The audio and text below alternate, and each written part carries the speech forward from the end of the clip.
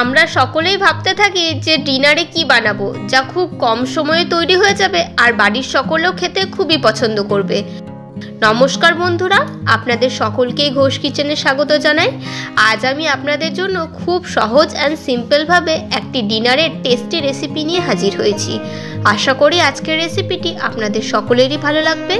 ভিডিওটি ভালো লাগলে চ্যানেলটি সাবস্ক্রাইব করার অনুরোধ রইল। তো চলুন ভিডিওটি স্কিপ না করে দেখতে থাকুন।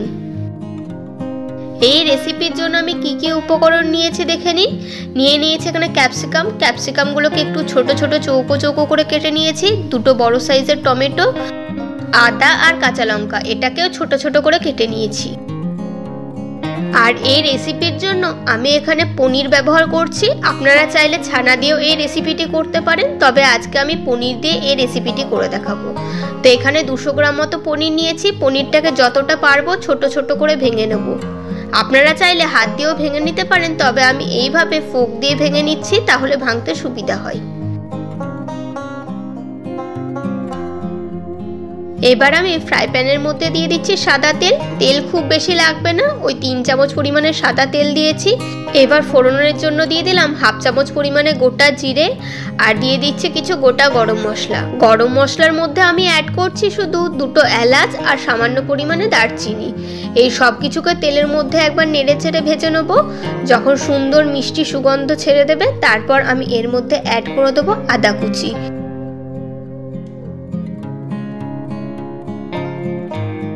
এই সময় আমি কাঁচা লঙ্কাটাও এর মধ্যে অ্যাড করে দিলাম। কাঁচা লঙ্কাটা আপনারা অবশ্যই নিজেদের স্বাদ অনুসারে দেবেন। এবার আদা আর কাঁচা লঙ্কাটাকে কয়েক সেকেন্ডের জন্য ভেজে নেব। খুব বেশি সময় ধরে ভাজার প্রয়োজন নেই, তাহলে আদাটা তেতো হয়ে যেতে পারে। এবার আমি এর মধ্যে অ্যাড করলাম 1 চামচ পরিমাণে বেসন। বেসনটাকে দিয়েও তেলের মধ্যে খুব ভালো করে মিক্স করে ভেজে নিতে হবে, যেন বেসনের মধ্যে কোনো কাঁচা গন্ধ না থাকে। এইভাবে যদি তেলের মধ্যে বেসনটাকে খুব ভালোভাবে ভেজে নেওয়া হয়, তাহলে বেসন থেকেও খুব সুন্দর একটা ফ্লেভার বের হয়। বেসনটা ভাজার সময় অবশ্যই গ্যাসের ফ্লেমটা মিডিয়াম টু লোই রাখবেন, তাছাড়া বেসনটা পুড়ে যেতে পারে। বেসনটাকে খুব ভালো করে ভেজে নিয়ে আমি এর মধ্যে অ্যাড করে দিলাম টমেটোগুলোকে আমি পাতলা পাতলা স্লাইস করে কেটে নিয়েছি। আপনারা এখানে টমেটোটাকে পেস্ট করেও দিতে পারেন।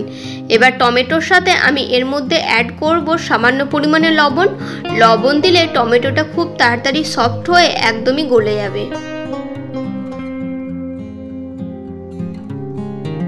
লবণটাকে দিয়েও আরও একবার সব কিছুকে মিক্স করে নিলাম। আর দেখুন টমেটোটা কতটা নরম হতে শুরু করেছে। এইভাবে টমেটোটাকে সময় নিয়ে 2 থেকে 3 মিনিট মতো কুক করে নিলে দেখুন টমেটোটা একদমই সফট হয়ে গেছে। এবার আমি এর মধ্যে কিছু বেসিক মশলা অ্যাড করে দেবো।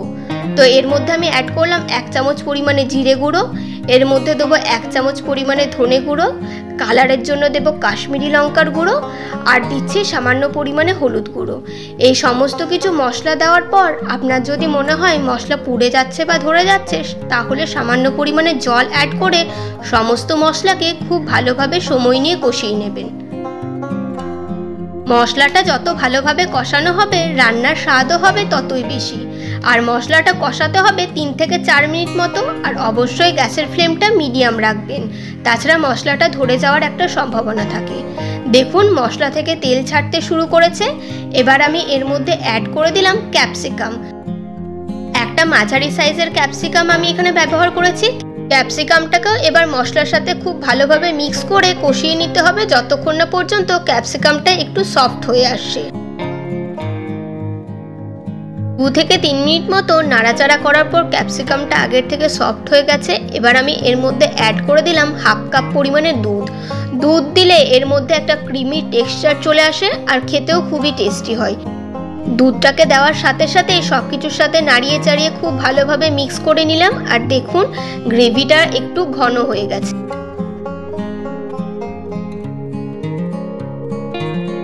এবার আমি এর মধ্যে দিয়ে দেবো একটা তেজপাতাটাকেও মশলার সাথে খুব ভালোভাবে মিক্স করে নেওয়ার পর এর মধ্যে ভেঙে রাখা পনিরের টুকরোগুলো অ্যাড করে দিলাম। আপনারা চাইলে এখানে পনির না দিয়েও ছানা দিয়েও এই রেসিপিটা করতে পারেন, তাতেও কিন্তু স্বাদের কোনো বদল হয় না।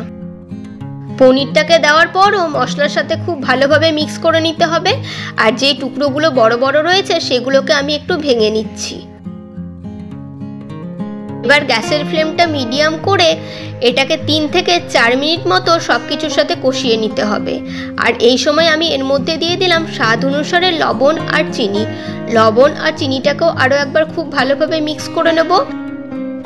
মাত্র 10 মিনিটে ঘরে থাকা সামান্য কিছু উপকরণ দিয়ে আপনারা এই রেসিপিটা তৈরি করে নিতে পারবেন।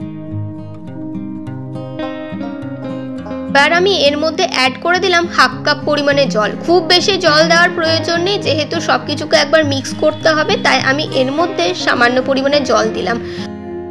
জলটাকে অ্যাড করার পর গ্যাসের ফ্লেমটা হাই করে 1 মিনিট মতো কুক করে নেওয়ার পর এর মধ্যে কাসুরি মেথি আর গরম মশলার গুঁড়ো দিয়ে মিক্স করেই নামিয়ে নেব। ব্যাস, তাহলেই তৈরি হয়ে গেল সামান্য কিছু ঘরোয়া উপকরণ দিয়ে একদম টেস্টি ডিনার রেসিপি।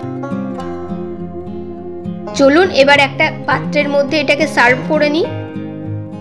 এই রেসিপিটি রুটি, লুচি, পরোটা সব কিছুর সাথে খেতে খুবই ভালো লাগে। আর ওপর থেকে যদি এইভাবে বাটার দেওয়া হয় তাহলে তো আর কথাই নেই। কোনো রকমের বাটাবাটির ঝামেলা ছাড়াই খুব সহজেই সামান্য কিছু ঘরোয়া বেসিক মশলা দিয়ে আপনারা এই রেসিপিটি তৈরি করে নিতে পারেন।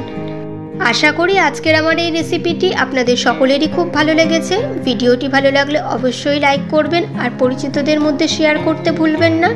আপনাদের মতামত কমেন্ট বক্সে জানাবেন। আর যারা এখনো পর্যন্ত চ্যানেলটি সাবস্ক্রাইব করেননি অবশ্যই চ্যানেলটি সাবস্ক্রাইব করে পাশে থাকা বেল বাটনটি প্রেস করে দেবেন নিত্য নতুন রেসিপির আপডেট পাওয়ার জন্য। আমি আপনাদের জন্য এরকম আরও রেসিপি নিয়ে আসব। আজকে এই পর্যন্তই। দেখা হচ্ছে নেক্সট এপিসোডে নতুন কোনো রেসিপি নিয়ে। ভালো থাকবেন, সুস্থ থাকবেন। ধন্যবাদ।